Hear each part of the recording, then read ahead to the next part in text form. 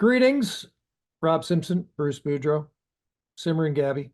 That's right. It's time to talk playoffs, time to talk round two. Although, Gabby, there is a game seven as we record this that has not yet gotten underway. Do you even want to, is it even a chance to pick?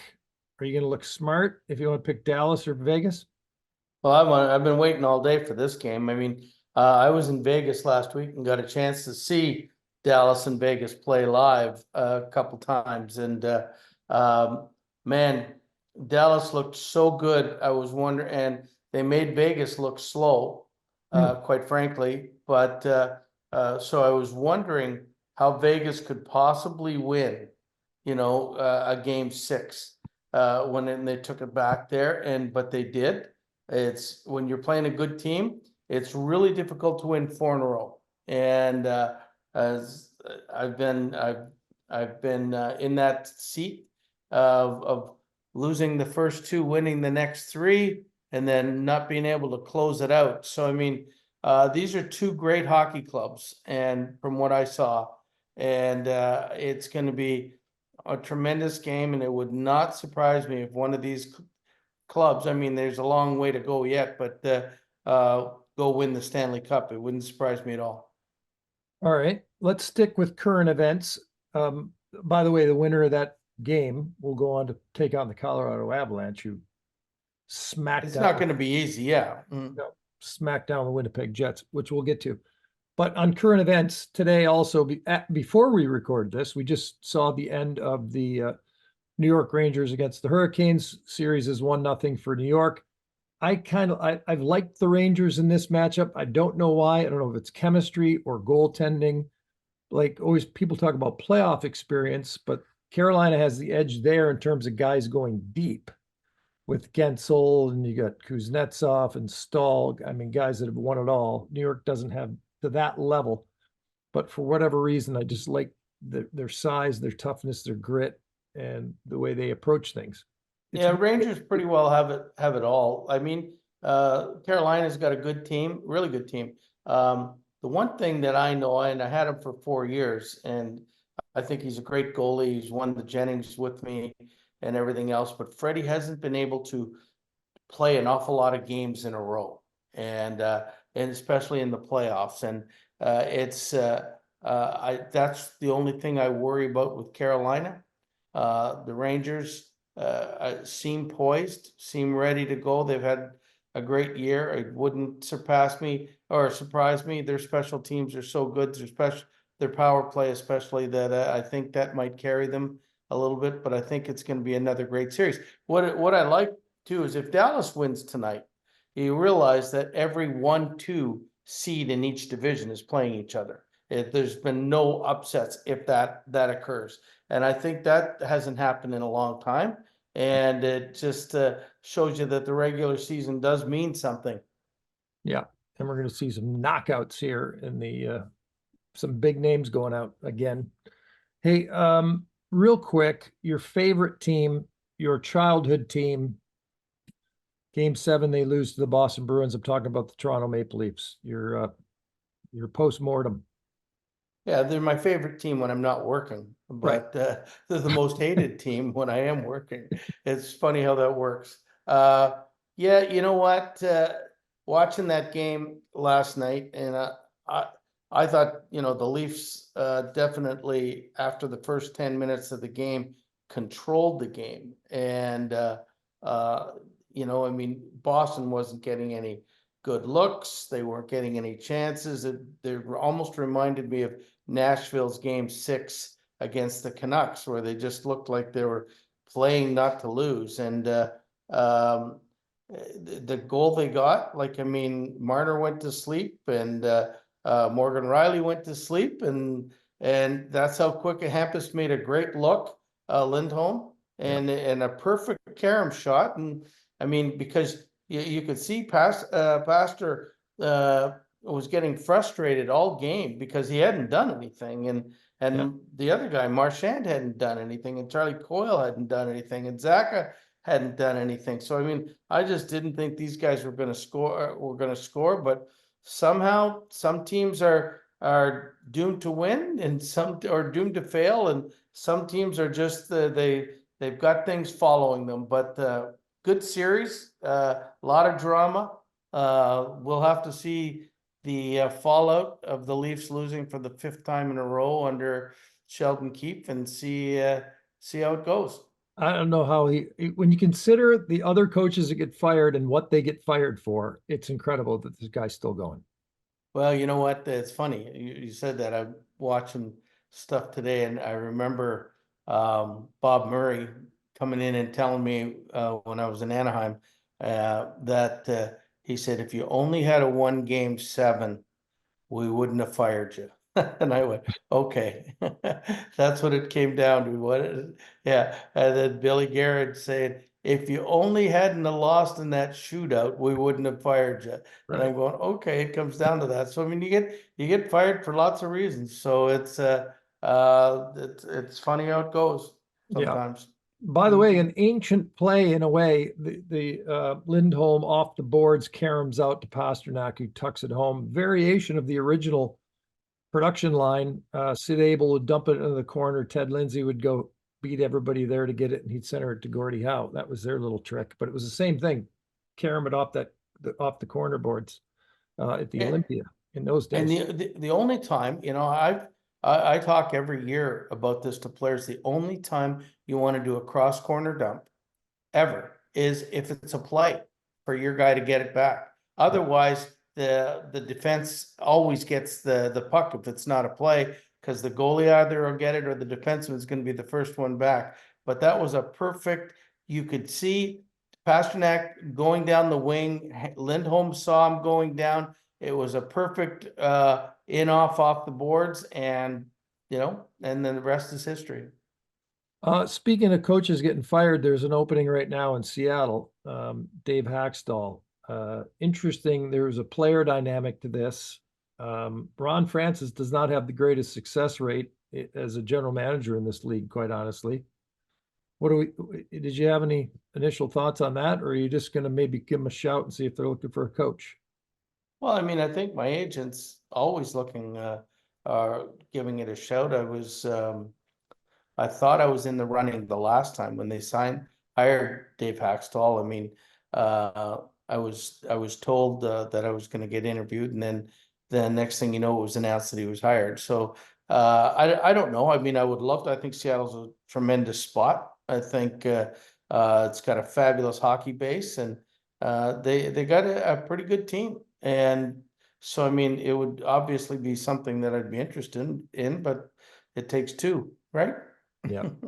Two to tango. Mhm. All right. So we've talked about Boston moving on from Toronto. We talked about the games that are going on today. Let's just stay out west here for a second. And that Colorado beating up on Winnipeg, since we don't know who their opponent is yet.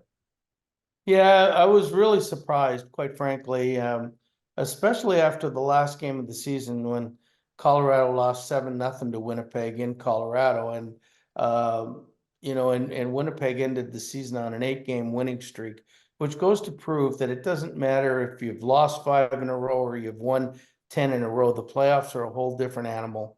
And to them to lose in 5 games, I was really surprised at the amount of goals they gave up. As good as Colorado is offensively, I thought Winnipeg, when you can go 35 games giving up 3 or less in a row, I mean, you know how to play defense. So I was a little surprised by all of that, and a little surprised that it went 5. I actually thought Winnipeg, having home ice in Colorado, not having a great road record, would not win this series, but they proved me wrong, as almost everybody is when I'm making predictions these days.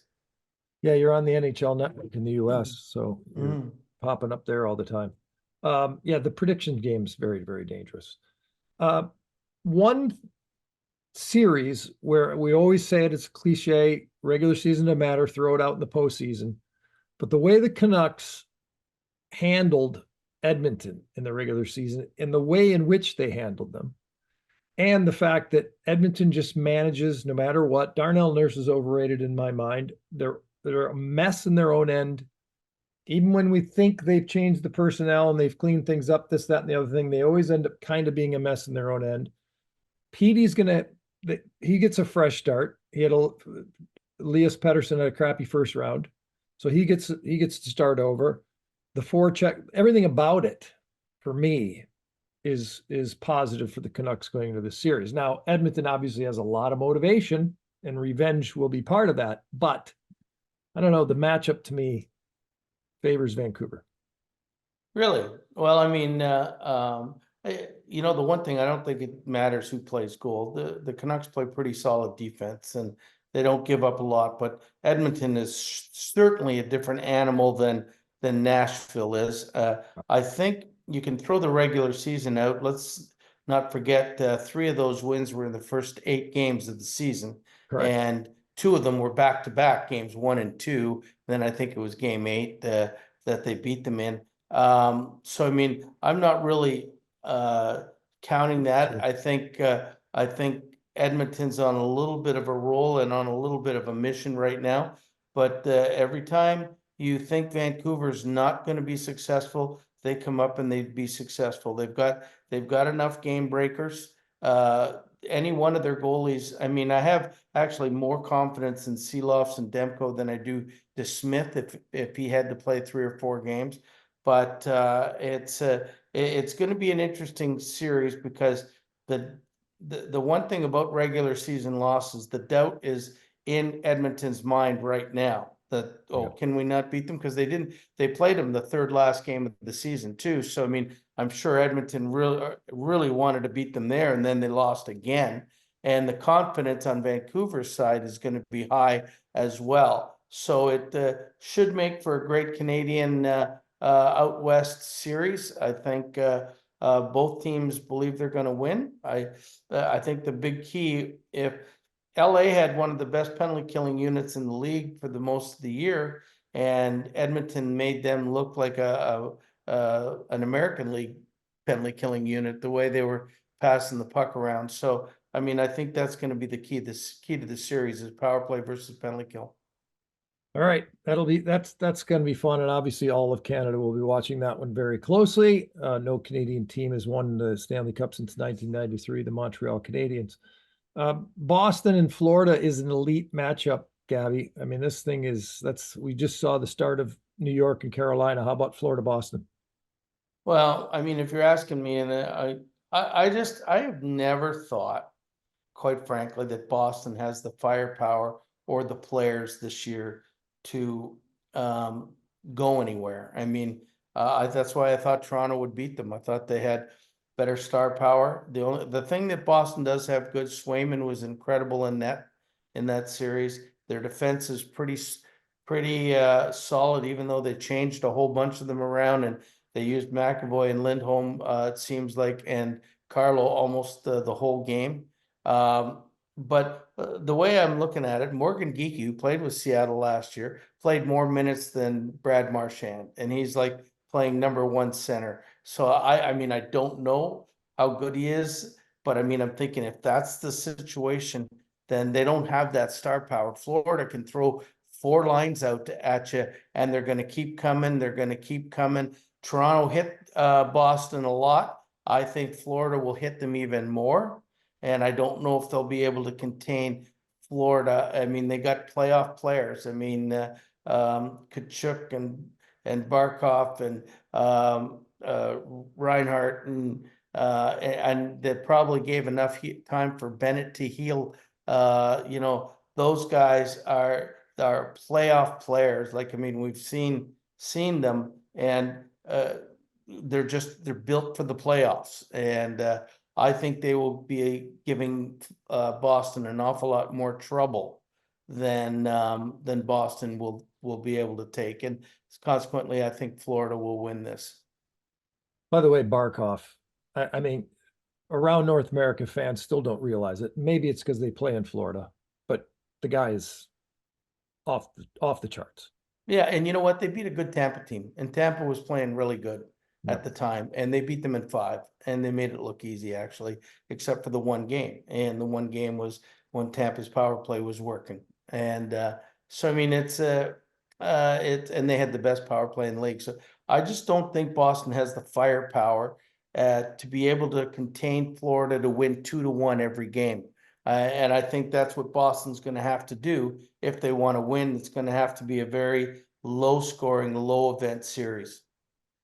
All right, so let me get this straight. We're doing this very casually. This is not a hardcore prediction for the second round, but you're going Florida, you're Yeah, going Rangers, yeah. you're going Edmonton, I'm going Edmonton. Edmonton, And and the winner of the Dallas Vegas game to beat Colorado. yes, Okay, that's pretty good. All right, we'll see. we'll keep on our eye on other coaching situations, of course, as they move around. And you got the grade 8 right there over your right shoulder. Yeah, no, I mean, we just happen to be in the Washington room. And I've got a lot of themes going on in this house. When we bought in Hershey, when we thought it was, and we still think it's going to be our forever home, that all the stuff that was in boxes we put on walls and got framed and everything like that. So I just happened to be in the Washington room, which is also the sort of the bar room. Oh, very nice. Well, I'm in the hockey dungeon at the moment. I'll be back in the hockey cabin later tonight, but there you have it.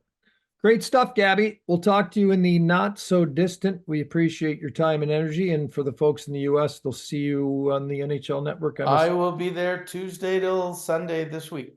Very nice. 1 show nightly, 2 shows nightly, 4 shows No, nightly. well, I'll be there. I don't know how long the shows are, but I'll be there every night. It's the old stand-up comedy reference. Try the veal. Don't forget to tip your waiters and waitresses. Thanks. Sounds good. See you soon. Okie doke. Bye bye now.